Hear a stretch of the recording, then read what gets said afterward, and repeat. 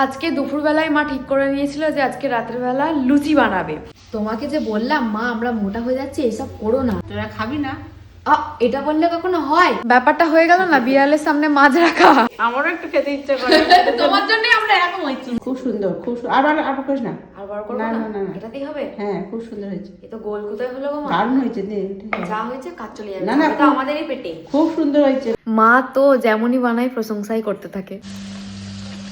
এতগুলো হয়ে গেছে, বাকিগুলো হচ্ছে। মা যখন লুচি ভাজছিল তখন আমি মাকে বললাম যে মা একটু মিষ্টি হলে কেমন হতো। মা বলছে ভুড়ি বাচ্চার মিষ্টি, কিন্তু এসে দেখছি মিষ্টি এনেছে বাটি যা হয় ভালোর জন্যই হয়, যে খায় চিনি যোগায় চিন্তামণি।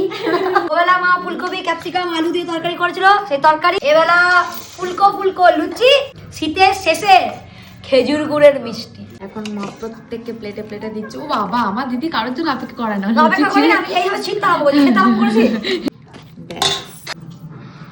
কেমন অমৃত পেট যদি শান্ত থাকে সমস্ত কিছু মন বসবে। বাইর জায়গায় দিবি। বরফ হয়ে গেছে, দিয়ে ওপরে আইসক্রিমটা ফুলছে, তলাটাই বরফ হয়ে যায়। খাওয়া যাবে না মা? কে বলেছে মা খাওয়া যাবে না কি মা?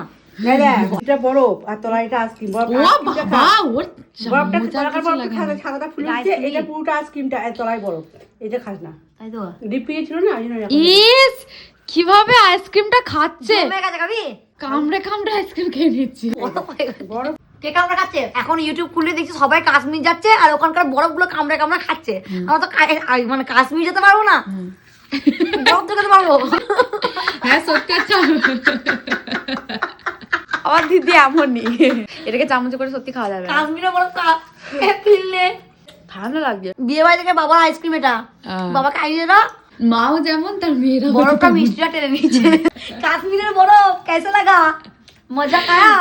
ঠান্ডা দিন কি বহুত বহুত আচ্ছা লাগা, আচ্ছা লাগা, বহুত বড়িয়া, বহুত বড়িয়া।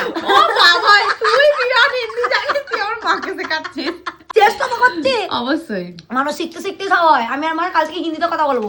থাম। মা বলিয়ে হ্যাঁ বলো, বলিয়ে এ মা, বরফটা মিষ্টি হয়ে গেছে। বাটি থেকে সম্পূর্ণ বরফটা বরফটা সব মিষ্টি টেনে নিয়েছে, বরফটা মিষ্টি হয়ে গেছে।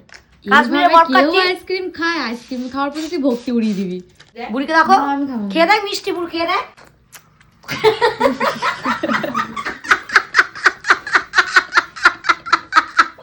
তুই তো বললি ওভাবে টান টেনে মিষ্টিটা নে। কি অদ্ভুত, ওই বললো যে ওভাবে টান টেনে খালি মিষ্টিটা নিয়ে নে, বরফটা খাস না। তা আমি যদি বলি বুনি আমাকে একটা ভালো জামা কিনে দেবে, কিনে দেবে? সব আমার কথা শুনে ঘুমো, অনেক রাত হয়েছে।